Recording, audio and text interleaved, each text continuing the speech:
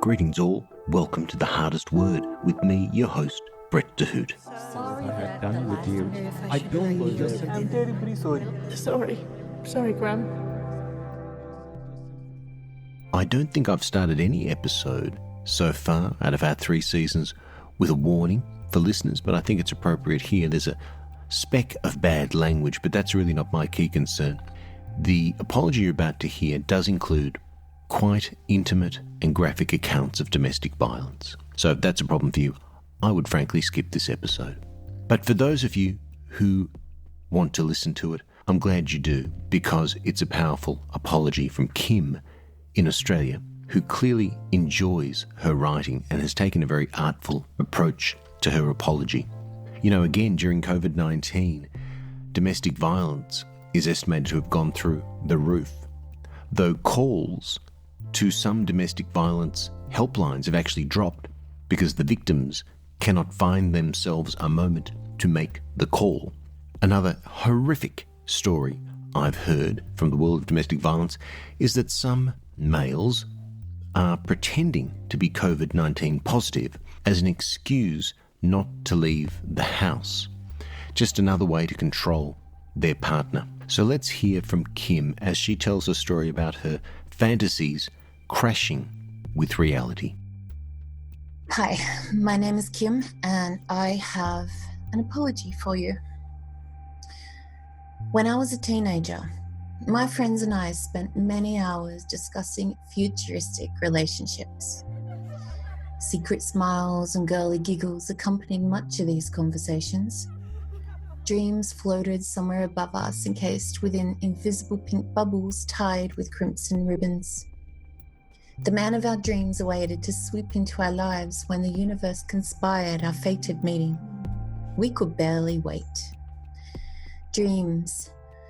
They are the cornerstone of imagination and make the world go around. They form the wings of precious wishes and exquisite desires. And they are none so much as precious as the promising dreams of love to a girl. My teenage dreams foretold love like no other. He was charming and smart, caring and tender. His smile would light up my heart and quicken my pulse, no doubt. He was open-minded, sweet and compassionate. He was witty, vulnerable, yet strong. Most of all, though, he would respect me. Respect. This quality was vital and posed lengthy, in-depth discussions among our group. None of us had a history of violent homes, yet we were more than aware of the widespread violence against women that went on behind closed doors. My convictions were strong. I would never tolerate violence or mistreatment from my future partners. Never. But the convictions of a girl who dreamed of falling in love fizzled as time moved forward to present a man who she thought possessed the above qualities. They say that love is blind. Perhaps it is. But I think that an open heart nurtures forgiveness, tolerance, and empathy. And it is those elements of love that can become the foundation under which the narcissist to thrive. She was giddy. Excitement filled her. The future stretched untouched and perfect beneath his devotion. They would stick together through thick and thin. They would carve the path and create dreams. They would love and be loved. But dreams are nothing when the edges begin to crack and the shadows start to loom. Excitement fades when the constant barrage of demeaning comments begin to chip at your psyche. The convictions of a girl drown in a tsunami of guilt when he kicks you so hard that you can barely walk for a week, or tells you he would gladly do jail time for your death. I'm sorry, honey. I'll make it up to you. Some apologies are smothered in gold jewels, international holidays, and new clothes. Some even take on the form of a new car. Fuck. I was feeling a little cagey. You stepped on my toes. I'm sorry, honey. It will never happen again. I love you. Some apologies are made from delusion, even when delivered sincerely. Goodbye, dreams. So long, respect. And to guilt, self-loathing, and everything black.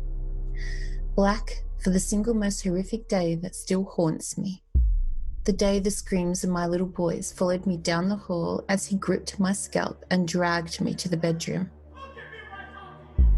Black for the moments my heart split when they watched from the threshold as he flung me on the bed and punched me in the head.